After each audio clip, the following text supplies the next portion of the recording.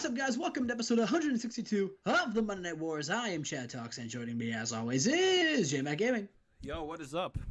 Everybody here live at twitch.com/J_Mac13. I wanted to switch to the Jmack Gaming, but it's already taken. So, it was a backstage segment. That's all it really was. Chad, you ready for this Thunder? Oh, I'm ready. I'm ready. We are 2 weeks. We are 2 weeks away from our big shows, bro. Basically 2 weeks away from WrestleMania, Rising Sun. Next week are the go homes. No, they're not, but you're close. Yes, they are. Next week are the go homes, aren't they? No, we got 2 more weeks of booking. Oh, we do have to. Oh man, I thought next week were the go homes. No, you're just dumb. I'm just a big stupid fucking idiot. All right, let me talk about this match. This match slapped. What the fuck? 62, Drago and Barry Windham. Wow. They have pretty good chemistry. Yeah, let's book these guys every week. Oh, fuck figured. Barry Windham, I want him back. Drago gets a win over Barry Windham hits him with the flying lariat. That is wild. See, I got Chad's former guys on my show in a main event prominent role. Chad's got his on the pre-show. Next segment. I'm sorry. Ahmed is probably one of the most over guys on the roster. And a pre-show about that. Terrible wrestling and non-existent crowd heat. Ron Killings defeated AJ Styles with the Truth and Consequences. Oh, man. Well, it's a good thing it was a pre-show match. So it doesn't matter because AJ should have won there. But well. My. Yeah. Well, I guess Ron Killings is also a champion. So I guess they were both kind of fun. You can't have AJ going over the tag champion like that. Yeah, well, I mean, it would give him and Regal a reason to win some tag team titles. That would, but why would you do it on the pre-show? Right. So, I just wanted to get AJ a match, to be honest. Yeah, right. Yeah, AJ and Ron Killings had some slapper matches back in the day. Alrighty, so here is a promo. So basically we go to the ring. Chef Psychosis, Bobby Eaton, and Jushin, who is like in a sling, are in the ring, and they've got basically an entire kitchen set up, and they're just making breakfast for everybody. Chef Psychosis is Bobby Eaton's hyping up Chef Psychosis's appearance in the Cruiserweight Classic match tonight. He's like, "You're gonna beat Six, and then we're going to eat all the pancakes to celebrate." And he actually has, like, one of those t-shirt guns that shoot t-shirts. Only instead of it shooting out t-shirts, it shoots out pancakes. Sick. That's sick. Really, literally sick. That's unsanitary as fuck. I'd rather have Biggie butt cheek pancakes than that. All right, let's move on to the show. No more shenanigans. Moving on to Thunder, Week 2, March 99. Let's go. Go. So we open up the show. Chris Jericho is in the the Hart Dynasty, the Hart Foundation are in the ring. Davey Boy, Jim Neidhart, and they're saying, last week we beat Chris Jericho, and now that means Davey Boy Smith Jr. is going to Rising Sun. I'm gonna teach Chris Jericho a lesson on why you don't mess with the Harts. Brett is gonna be watching at home, and he's gonna watch as we bring the Thunder, the WCW Universal Championship, where it belongs, and that's to the Hart family. And Chris Jericho, he really needs to be brought down a peg, because ever since he won the belt, he's been walking around all cocky with a swagger that, in my opinion, is unwarranted and undeserved. So I can't wait to just teach him a lesson and put that foot that's shoved so far up his ass, like right, take it out and shove it right in his face, like as I kick him right in the fucking head. And Chris Jericho comes out with his Universal Championship, and he was like, "Well, you say that I've had some unfound cockiness, but I think there's nothing unfounded about it. I'm the Universal Champion. I'm the best, baby." He says, "And you two made the biggest mistake of your careers, because you get to be made fools of and embarrassed by Chris Jericho. I'm going to make you tap out to the walls and a Rising Sun in front of all those people, and with your old buddy Brett watching. I'm going to make you wish you never gotten my face and never gotten my business." Hell yeah. Davey Boy, very poor while trying to improvise dialogue. Needs a script. Jim Neidhart, on the other hand, worked perfectly fine without a script. Card got hotter. The show is off to a strong start, according to the game. Let's see if Chad can keep that going. Oh, yeah. And about that, decent wrestling, but didn't have much heat. Chef Psychosis defeated Six by pinfall with a guillotine leg drop. Wow. And so Chef Psychosis beating Six. I think, Justin, I think that might be a bit of an upset. That is probably the upset of the tournament so far, the Cruiserweight Classic of 1999. Chef Psychosis now in the semifinals. And let's let the fans at home remember what happens if you win the Cruiserweight Classic. You not only win the Cruiserweight Classic trophy, but you also get a future World Heavyweight Championship match. Crazy. Next week, Chef Psychosis will face AJ Styles to see who goes on to Rising Sun in the final. All right. Well, that's going to be a huge match. Does he push AJ or does he push Chef? I mean, it's going to be the Heart versus the Chat right there. Let's move on to the next match. This match, what the fuck? Wow. Whoa. Wow. Shark Boy getting an 80. Shark Boy and Hurricane have excellent chemistry. That's what we like to fucking see. Sharknado. Huge Man, match. we might be pushing Sharknado here soon. Wow, TEW 2020 saved Thunder. That's a decent match. Chris, so this was just a match to give the Horsemen, Benoit and Flair, something to do, and they defeated Sharknado, but Sharknado had a good showing. Huge match. Shark Boy. Damn, man. All right, let's move on. Hell yeah. Oh, boy. Chat, get in. We are backstage. Sylvester Stallone is there, and Sick Boy and Low D are there, and Low-D says, "Yo, what's up? It's the Lowdown with your boy Low-D and the sickest Thunder consultant in the game, Sick Boy! Sick Boy! He says, "Now listen up. Tonight, we're facing the Hardy Boys, and we need to make a good impression on Sylvester Stallone. Because, you see, we want a shot at the Thunder Tag Team Championships. And so we're going to beat the Hardys, and then we are going to call our old buddy Sylvie, as we call him. And he's going to do what's right, and he's going to give us a match at Rising Sun." And then Sylvester Stallone actually says, "Hello?" And they turn around. He was behind him the whole time. He says, "Listen, I've got no problem giving people who deserve tag team matches. I got no problem with that. But listen, the Hardy Boys are a good team, and we'll have to really see if you can beat them. But I'll tell you this, all right?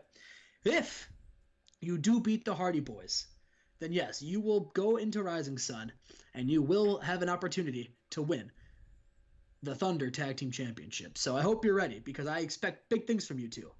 Now go get me some coffee." So, bitch, go give me a... So that was the one angle I forgot to check. So yeah, overness only will fuck up angles. Good, noted, got it. Still got a 73 though. So speaking of these boys, I got a 62 though, so I'll take it. And we got about that terrible wrestling and Nazis and crowd heat. The Hardy Boys defeated Low D and Sick Boy in 941 when Jeff Hardy submitted Sick Boy with it was supposed to be Low D with the Swanton Bomb. Oh no. I mean, a loss is a loss, brother. A loss is a loss, brother. Yeah, I know. You're right. So the Hardy Boys are the number one contenders for the Thunder Tag Team Championships. It's crazy. Against the Nation, Stevie Ray and Ron Killings. Mm-hmm. It's a big time match right there. Big time match. Speaking of Ron Killings and Stevie Ray, they are backstage, and it shows Ahmed, Ron Killings, Stevie Ray, and Big Daddy V. There's a reporter that go, "Ahmed, Ron Killings, Stevie Ray, Big Daddy V, how does it feel to know that you two will be..." And Ahmed just shushes the reporter, and he says, "Listen, we're not talking about that right now. What we're talking about is the statement that Alex Wright made when he said Fortune was the best faction going today. Let me tell you something. Has he been living under a rock? Did he forget that at one point I was the United States champion?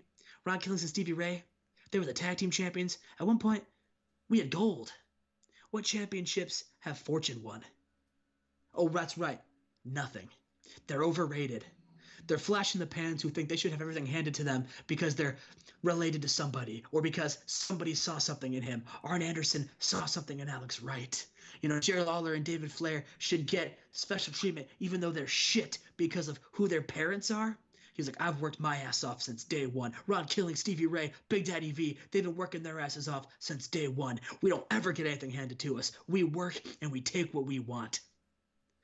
And I'm sick and tired of the Nation being overlooked for guys like Sick Boy and Low D, guys like Fortune, guys like Sharknado, guys who are just jokes. They're making Thunder jokes. There's nothing funny about what I want to do for Thunder. I want to make Thunder the greatest show on TV, and I'm going to do that. We're here backstage in this locker room, and we're about to make a statement right now. And they kick down the dressing room door, and they jump Jerry Lawler and David Flair, who are getting ready to go out to the ring, and they lay him out. They attack him, and they Big Daddy V power bombs David Flair like through like a locker room, like TV. Ron Killings gives us an axe kick to Jerry Lawler.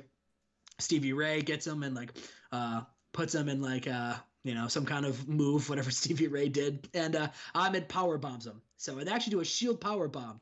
I opened a Snapchat. Whoopsie. And you hear someone say, "Look at these pigtails." That's on me, boys. As Ron Killings put his dreadlocks into ponytails today, so that happened. But yeah, they love. He said, "Look at these pigtails," as he continued to kick Jerry Lawler's ass. That's on me. Oopsie. So yeah, the Nation laying out Jerry Lawler Jr. and David Flair, and sending a message.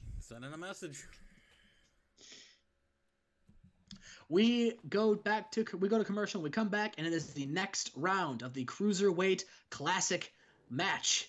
It is an abysmal match, but Christopher Daniels defeated Homicide with the last rites.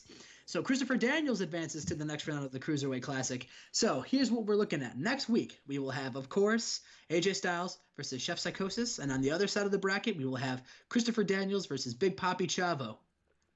Big Papi Chavo. Yes, and the winner of those two matches will see each other in the finals at Rising Sun of the 1999 Cruiserweight Classic. Speaking of Big Daddy Chavo. Big Daddy Chavo watched that match, and he said, "Chris, I hope you're ready. I hope you bring your A game next week because I'm Big Papi Chavo. I'm a Guerrero." And I've got a lot to prove. You see, not only do I have to win this match, not only do I have to prove that I am the best best wrestler in this locker room, but I need to prove that the Guerrero family is everything that my Uncle Eddie claims it to be. I need to win this match so I can bring Universal Gold. And me and my uncle can hold our championships high and show why Guerrero means warrior. Move on to the next segment. A battle royal. Chad, what is this battle royal? Tell me all about So this battle royal gets announced that it will be the winner of this battle royal will face Randy Savage at Rising Sun for the United States Championship. So there are some big stakes. AJ Styles comes out with Steven Regal, and AJ Styles, of course, cannot compete because he's in the Cruiserweight Classic. So he tells Steven Regal, like, "Good luck, you're gonna kill it." Jerry Lawler Jr. is in the ring. Yeah, he's selling his injuries. He's not looking well. Ahmed is in there. He's laughing at Jerry Lawler. In fact, as soon as the bell rings, he just clotheslines Jerry Lawler and immediately throws him over the top rope. Get him out of there! Eliminated immediately. But that incenses Alex Wright. Alex Wright just lunges at Ahmed. And they both don't go over the top rope, but they go through the middle rope, and they brawl all over the place. They brawl ringside, they brawl in the locker room, they brawl in the back, they brawl literally everywhere. Dean Malenko is just, showing why he's a member of the Horsemen, just putting on a good clinic. Same with Finley and Lance Storm. Eventually Tatanka's eliminated next, and then eventually Tajiri's eliminated, all by, Ultimo Dragon actually eliminated Tajiri. So then eventually, the numbers keep dwindling away. People keep picking each other up as battle royals do. The final four is Ultimo Dragon, Dean Malenko, Alex Wright, and Ahmed, right? And so eventually, Ultimo Dragon actually throws Dean Malenko over the top rope. Everyone thinks, oh, Ultimo Dragon's won, because at that point, Ahmed and Alex Wright weren't there. And then, the referee informs Ultimo, no, you haven't won yet. Alex Wright and Ahmed are still in the match. So as he says that, Ahmed and Alex Wright go back into the ring, and they're fighting, and they're fighting, and they're fighting. And Ultimo Dragon's had enough. So Ultimo Dragon gets in the mix. He starts hitting them both with drop kicks and exploding and hitting his spots. And so he goes over there, but gets power bombed by Ahmed. and Ahmed and Alex Wright are continuing to battle in the corner, and it looks like it's going nowhere. But then Ultimo actually gets up and manages to eliminate both of them to then win a #1 contendership against Randy Savage. Damn. Ultimo Dragon. Clutch as fuck. Gets the big win over all the other boys. Yes. So at Rising Sun, we will get Ultimo Dragon versus Raven. Or, Raven versus Randy Savage. Yeah, that would be a banger match too, though. For real. Yeah, it would be. It would be. All right. The main event, or not the main event, the angle right after. We go take another commercial, and we come back, and Alex Wright is like, Ahmed Johnson, I am sick, and I am tired of you running roughshod against my Fortune brothers. Next week, I want you in a match, me versus you, in a street fight. And if you win, I will disband Fortune. Ooh. That's huge. It's huge, chat. Alex Wright loves going off script. Arn Anderson loves going off script. Script. It's a decent little promo right there. The future of Fortune on the line. Our main event. And a decent match. Chris Jericho defeats Jim Neidhart with a Lion Tamer. I gotta write that down for you. We gotta figure that out. Match was too long. So somewhere like 15 minutes is like the longest right now for you. Okay. Whatever. That's not that bad. I can handle that. Oh, I mean, a 76 isn't bad. I'll take it. So, yeah, Chris Jericho does defeat Jim Neidhart. So, sending a message. And this match, it was looking like Jim Neidhart was going to win. Davey Boy Smith got involved, and the referee got distracted by Davey Boy Smith. So Jim Neidhart's like going like, "Come on, ref! Like, turn around and pay attention." And as he says that, Jimmy Hart actually runs in and low blows Neidhart. And then Chris Jericho is able to then hit him with a code breaker, which at this point is not a code breaker, and then gets him in the walls and makes him tap out. And then Jimmy Hart stands in the ring. He's got his microphone. And he announces that he is the new manager of Chris Jericho. Damn. Whoa. I would have thought it would be the other way around. I thought Hart would be joining the Hart Foundation. It's a swerve, brother. The little swerve to end WCW Thunder, which I think I enjoyed more than Nitro this week. But we'll see. We'll see what the game says. 75. It goes one. What did Nitro get? 74? I think so. Ah, well, close. I just got to get a couple more things up for you, and you should be good to go. Yeah, that's episode 162. Another star-studded Thunder. Chad, that's crazy. You know, Nitro's got a lot of the top guys, but I think Thunder's got a lot of really good workers, and I think that's really gonna save. I think that's really gonna really set Thunder aside, because I mean, before we did the shakeup, Nitro had the cruiserweights, and that was really saving them. So I moved those to the Thunder in exchange for Nitro getting all like the top guys. So, all right, we will see you for episode 163. We have 6 more TV shows to go, and then we hit the big 169, Mania, Rising Sun.